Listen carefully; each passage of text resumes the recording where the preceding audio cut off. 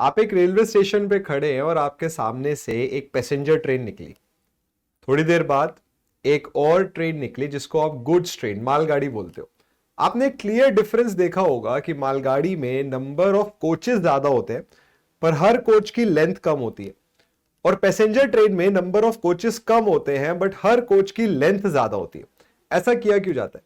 कई रीजंस में से एक बहुत इंपॉर्टेंट रीजन है डिफ्लेक्शन का। अगर हम मालगाड़ी के कोच की बात करें तो हम ये मान सकते हैं कि वो एक सिंपली सपोर्टेड बीम की तरह रखा हुआ है, और सिंपली सपोर्टेड बीम का डिफ्लेक्शन 4 पैरामीटर्स पे डिपेंड करता है: load, length, material, cross section. अगर हम मटेरियल को बढ़ा दे, अगर हम क्रॉस सेक्शन को बढ़ा दे तो डिफ्लेक्शन घट जाता है, बट क्रॉस सेक्शन को बढ़ाना कॉस्टली हो जाएगा तो वो नहीं कर सकते।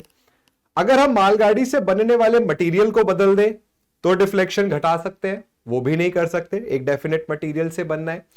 तीसरा तरीका है कि हम लोड को कम कर दे जो मालगाड़ी के कोच में रखा हुआ है, तो पर्पस डिफीट हो जाएगा, हमें तो ज्यादा सामान ट्रैवल कराना है।